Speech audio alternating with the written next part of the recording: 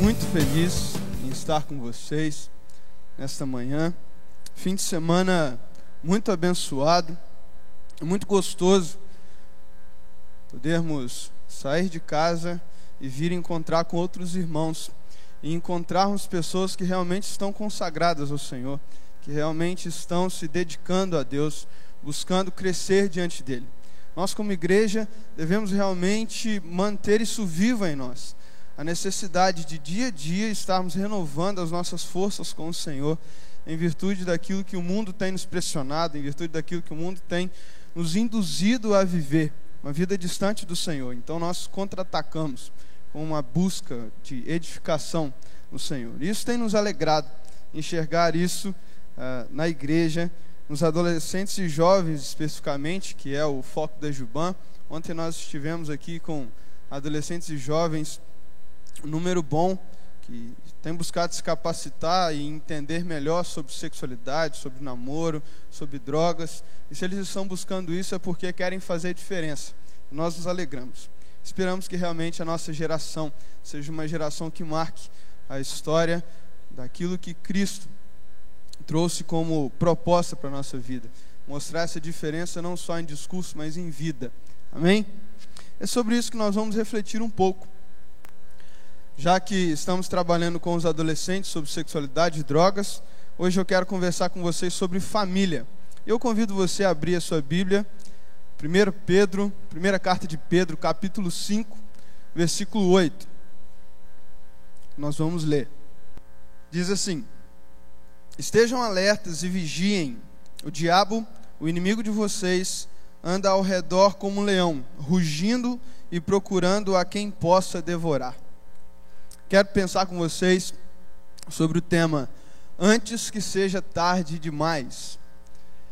A família é um projeto principal de Deus na sua criação.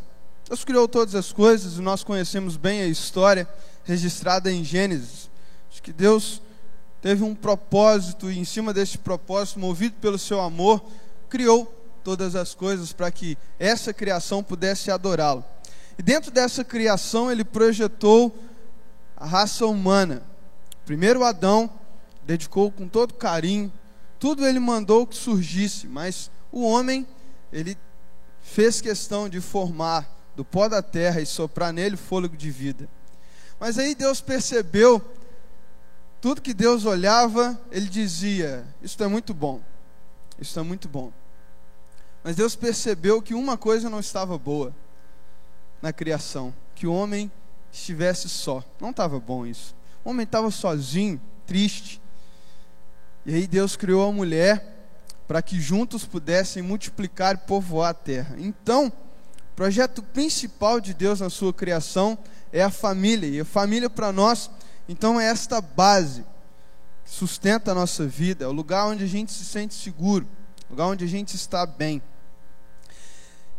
E exatamente por Deus ter criado a família, Ele implantou em nós um desejo de relacionamento, para que nós pudéssemos conhecer o outro, nos aproximar do outro, e não viver uma vida individual. Então é natural em nós buscarmos o relacionamento, isso é quase um instinto, essa vontade de estar perto de alguém. A possibilidade de desfrutarmos de carinho, de afeto, de desenvolver um amor mútuo, recíproco, entre duas pessoas ou entre o grupo, nos faz aproximar de alguém, buscando assim atender às nossas carências, aos nossos desejos, à nossa vontade. E por isso nós somos tão afoitos por relacionamentos. Afoitos por relacionamentos, nós queremos sempre nos aproximar de quem nos agrada, para montar uma amizade, quem sabe começar um namoro, né? Junto com os nossos filhos, com os nossos pais, são as pessoas que fazem nos sentir bem no nosso dia a dia. E aí por isso, por causa dessa vontade pelo relacionamento, os nossos relacionamentos sempre começam em flores e cores, com graça. Com o tempo que a gente vai se conhecendo, alguns espinhos aparecem, e a gente acaba machucando e sendo machucado, mas isso também faz parte do relacionamento. A família nasce daí então, desse desejo, porque Deus determinou que o homem deixaria sua família e uniria sua mulher, para que ambos formassem Então, uma nova família. E a família, alguém diria, é tudo de bom. É o lugar que a gente se sente em casa, lugar onde a gente pode estar à vontade, lugar onde a gente pode acordar com o pé esquerdo, de mau humor, e bravejar, xingar, que as pessoas vão nos compreender, saber que não estamos num dia bom. Quando a gente está hospedado na casa de alguém, ou vai visitar algum parente, às vezes a coisa não é assim. Nós não podemos reagir da forma que a gente quer, porque as pessoas não nos conhecem, então podem interpretar mal a nossa ação. Mas dentro de casa não. Na nossa família as pessoas nos conhecem. Um olhar, uma expressão já diz muita coisa de quem nós somos e o que estamos sentindo dentro de casa. Isso é família.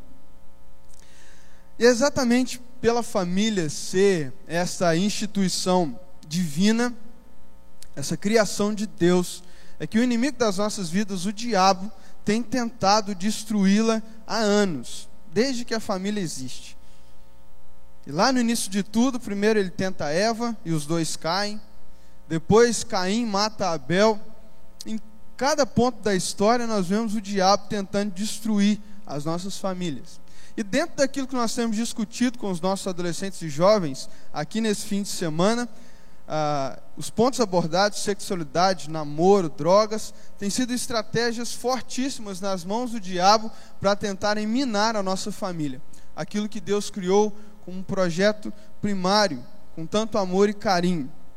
Então ele tem posto esposo contra esposa, divórcios variados, relacionamentos que não dão certo, irmão contra o outro, quando dentro de casa se tem o pior inimigo por causa do rancor, por causa da mágoa, filhos contra pais, pais que maltratam seus filhos, falta de respeito, de amor, de harmonia. É isso que o diabo tem conseguido, mesmo dentro da igreja. E aí nós não podemos deixar isso acontecer. Nós somos agentes nas mãos de Deus para que isso mude de alguma forma, para que nossa vida não tome este rumo. Se nós fazemos parte da nossa família, carregamos o nosso nome, o sobrenome dos nossos pais, dos nossos avós, se nós honramos nossas famílias, queremos ver nossas famílias bem, precisamos reagir a isso para não ver a nossa família escoando pelo ralo, para não ver a nossa família sendo destruída, desmanchada pelo poder do inimigo, mas sendo restaurada sim pelo poder de Deus. Então, nós podemos tomar algumas ações para que isso aconteça. A primeira delas é: acordem antes que seja tarde demais. A correria nossa do dia a dia nos faz estar agitados, acordados. Assim, nós dormimos tarde, acordamos cedo, porque nós temos que trabalhar, nós temos que estudar, nós temos que conseguir construir a nossa vida. Temos sonhos e planos e vamos correr atrás disso, certo? Então essa correria do dia a dia nos faz estar agitados o tempo todo. Chega o fim de semana e a gente nem consegue dormir à tarde, porque o nosso corpo já está no metabolismo acelerado. E quando dá uma quedinha de sono por causa do cansaço, da correria acumulada, então um bom café ou um energético vai nos resolver quanto a isso. E aí no fim de semana a gente consegue curtir aquela festa, distrair um pouco, porque a gente tem meios de estar energizados. Então estamos acordados para a nossa agenda lotada, para a nossa correria, para o nosso dia a dia. Mas em nosso corre-corre, e com os contravalores que o mundo tem imposto sobre nós, que o mundo tem empurrado a nosso favor ou contra nós, o diabo tem conseguido nos pôr em um sono profundo quanto àquilo que é prioridade em nossas vidas. O diabo age tão sutilmente em nosso meio, como se cantasse uma canção de ninar, para que a gente adormecesse e não enxergasse aquilo que ele está fazendo. E aí, quando menos percebemos, ele já está sentado na nossa mesa, compartilhando da nossa refeição, compartilhando do nosso almoço, do nosso jantar, porque ele está corroendo o coração do seu filho sem que você perceba. Ele está desmanchando o seu amor, o seu respeito por sua esposa sem que você perceba. Porque você está muito atento às outras coisas da vida e perdendo o foco daquilo que é prioridade. A sua família, o relacionamento dela, a sua saúde e principalmente o seu relacionamento com Deus. Então nós precisamos acordar para isso. Despertar do sono e perceber aquilo que tem nos destruído, aquilo que tem tirado o nosso foco. Assim, o diabo, percebendo os nossos pontos frágeis, não perde tempo, mas tenta entrar na brecha que deixamos para destruir a nossa família. E aí ele nos distrai com coisas do mundo, oferece drogas, sexualidade, prazer para os adolescentes e jovens. Oferece aos pais uma vida promissora, novas oportunidades de vida, para que você ocupe o seu tempo com seus sonhos e planos e esqueça dos seus filhos.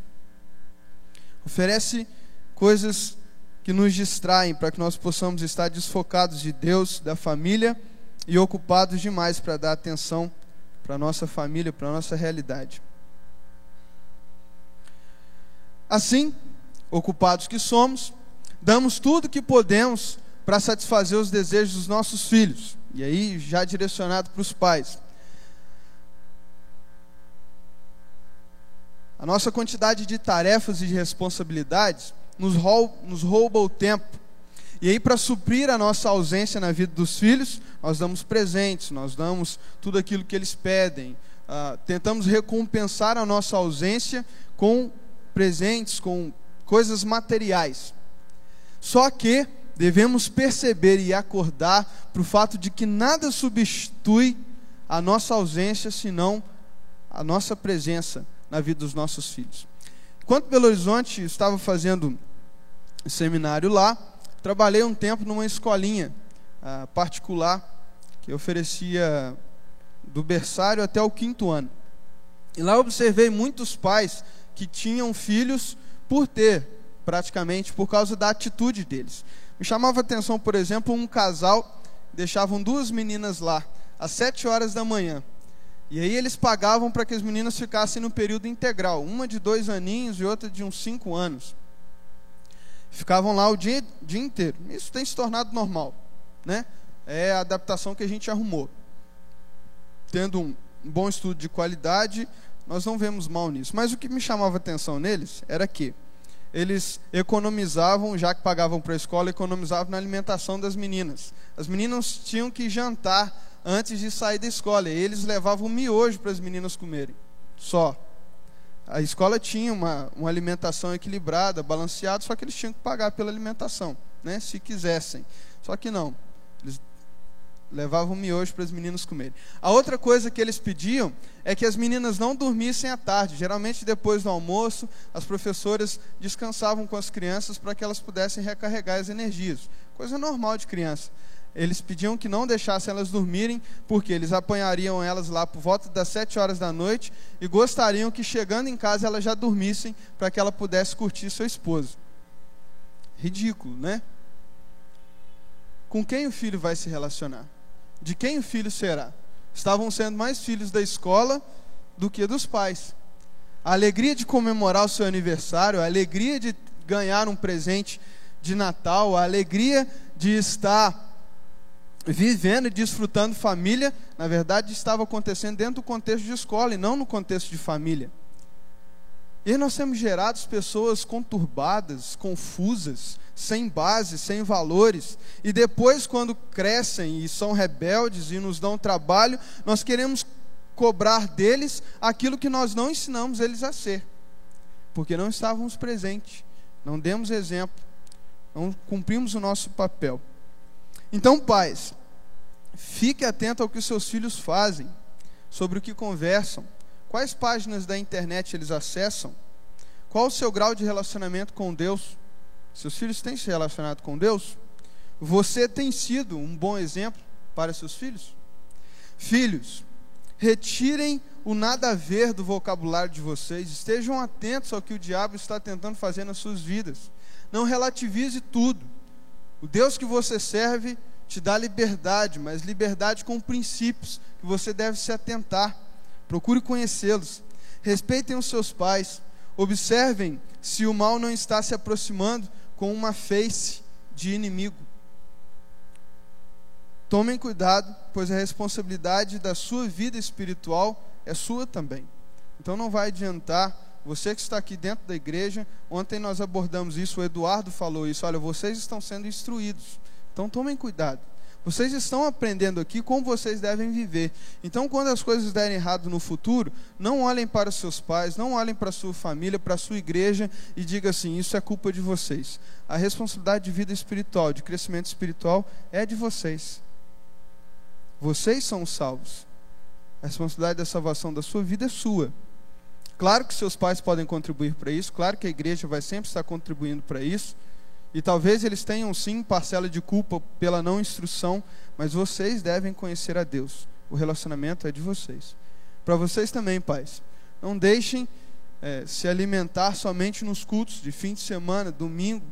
Durante a semana, se você tem a oportunidade de vir, a sua vida devocional com Deus é responsabilidade sua.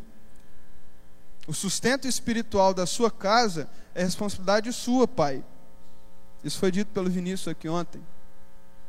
A responsabilidade de sustentar a sua casa com amor e carinho e direcionar seus filhos é responsabilidade sua, mãe. Então esteja diante de Deus, acorde para isso antes que seja tarde demais. Em segundo lugar, conversem antes que seja tarde demais, se relacionem. Pela nossa falta de tempo e também pelo nosso choque de gerações, pais e filhos têm diminuído cada vez mais a sua comunicação uns com os outros. Não há tempo mais para conversinha jogada fora. O que eu vou conversar com meu filho? Não entendo nada do que ele diz. O vocabulário dele, 90% é gíria, os outros 10% que eu conheço. Não vou entender. Ô pastor, me ajuda. Meu filho está fazendo isso assim, assim, assim, mas eu não sei como conversar com ele. E os filhos, não, o pai é muito chato, muito careta. Não tem espaço para conversar com ele, ele só responde o que eu pergunto, nunca tem tempo para mim. Conversem, busquem diálogo. A pessoa mais próxima do seu filho devem ser vocês, pais. A pessoa mais próxima de você, filhos, devem ser os seus pais. Então desenvolvam um relacionamento de proximidade. Conheçam quem está sobre o mesmo teto que vocês, quem tem o mesmo sangue que vocês, a mesma descendência. Conheçam, estejam próximos. Eu não queria exatamente aconselhar que vocês sejam amigos. Por quê? Porque muitos pais e muitos filhos têm usado a amizade como estratégia para restaurar a comunhão familiar. Só que amigo tem uma relação diferente de pai e filho. Muitos pais, por serem amigos dos seus filhos, têm perdido a autoridade sobre eles, porque tem uma conversa de igual para igual. E aí o seu filho não te chama mais de senhor, de senhora, mas de você. E aí, velho? Porque você é amigo dele. E agora daqui para frente ele não vai respeitar o horário que você põe ou coisa do tipo, porque você é amigo. E amigo só dá conselho. E o filho, o amigo da outra relação, acaba acatando só aquilo que lhe agrada. O seu pai, filho, não pode ser, a sua mãe não pode ser amigo, amiga de vocês, porque senão vocês vão perder o respeito por eles. Cada um tem seu papel e cada papel é diferente do outro.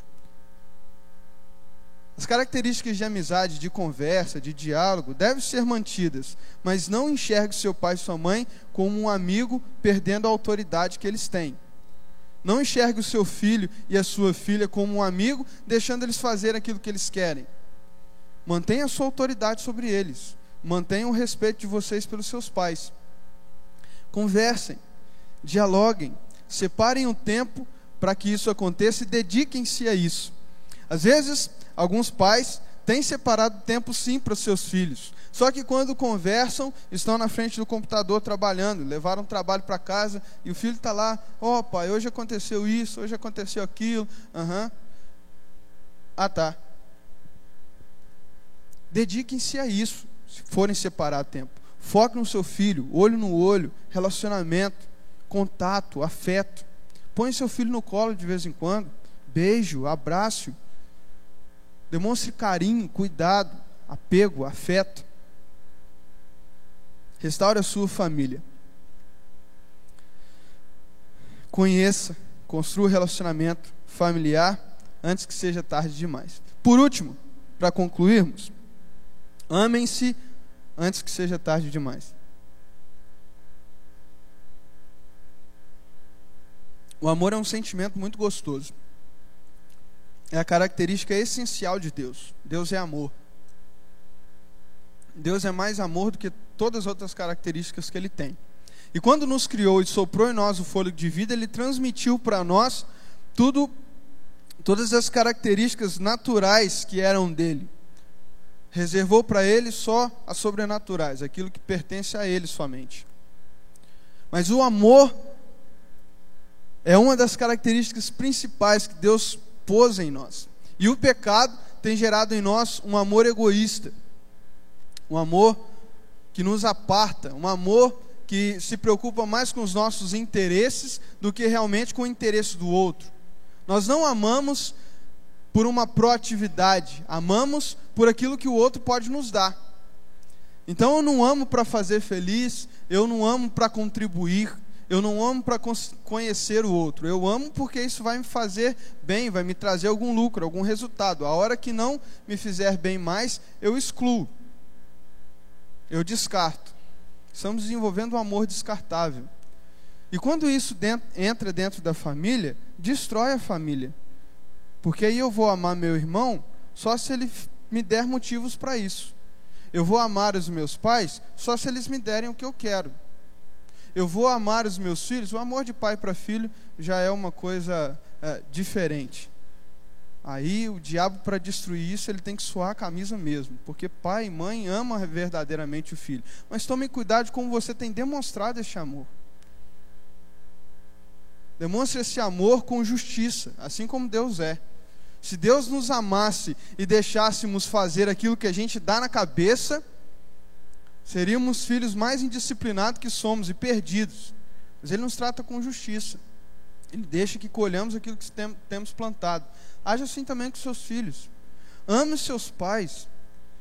Agora grandinho, adolescente, você não consegue trazer a memória porque você era muito novo, mas seus pais perderam várias noites de sono por causa de você. Eu me lembro, quando eu era criança, eu nasci com os pés tortos congênitos. E aí eu fiz várias cirurgias no pé esquerdo para conseguir pisar com o pé aplanado no chão. E minhas cirurgias de criança eu não lembro, só lembro daquilo que meus pais me contam. E eu imagino que eles sofreram muito, porque doía, às vezes eu chorava. E eles sempre oravam pedindo a Deus que Deus transmitisse isso para eles, para que eu sofresse menos. Mas uma coisa que eu lembro assim com muito carinho é que quando adolescente, a última cirurgia que eu fiz uma cirurgia muito pesada no pé esquerdo, e aí doía muito. Eu estava com morfina, mas não podia aumentar a dose porque morfina pode causar parada cardíaca, né? Então era só uma dose para aliviar a dor, mas ainda assim doía muito. E aí a minha mãe ficava sentada na beira da cama, fazendo cosquinha nos meus dedos que ficavam para fora do gesso, para que eu conseguisse dormir. E eu trago isso com muito carinho para a minha vida. Me lembro disso com muito afeto, para lembrar do amor da minha mãe, dos meus pais por mim. E a alegria do seu pai vai ser perceber isso nos seus olhos. A alegria do seu pai, no aniversário dele, no Natal que ele passar, não vai ser o presente, o cartão bonitinho que você faz, mas vai ser perceber na sua vida obediência, respeito, amor, carinho. A alegria do seu filho não vai ser os presentes tecnológicos que você dá, não vai ser a roupa de marca, mas vai ser realmente o seu amor, a sua presença na vida deles. Então amem-se antes que seja tarde demais. Depois que você enxergar o seu filho nas drogas, depois que você enxergar o seu filho na orgia sexual, porque você não foi exemplo para ele, talvez já seja tarde demais. Quando você ver os seus pais partindo, ou seu pai chorando, porque você não tem se comportado como Deus gostaria, talvez já seja tarde demais. Então não deixe que seja tarde demais. E aí, para fecharmos, se por um acaso você enxerga hoje que é tarde demais, porque você já fez aquilo que não devia, porque você já tratou como não deveria ter tratado, seu filho já está grande, você já está velho, para mudar o seu estilo de vida, peça a Deus força, para que Ele recupere aquilo que já é tarde demais, e faça tudo novo, de novo. Comece uma nova história com Deus. A sua família pode ser restaurada. O inimigo é poderoso para destruir a sua família, mas o Deus que você serve tem muito mais poder para reconstruir aquilo que Ele destruiu, porque é dele que brota vida, é dele que brota relacionamento, é dele que brota amor. Então acordem para a sua família, se relacionem com a sua família, amem a sua família. Amém? Que Deus realmente nos abençoe, que Ele nos direcione e nos dê força para cumprirmos o desafio de realmente vivermos aquilo que Ele tem nos proposto, não somente ouvirmos, mas sermos, praticarmos o que Deus tem nos desafiado.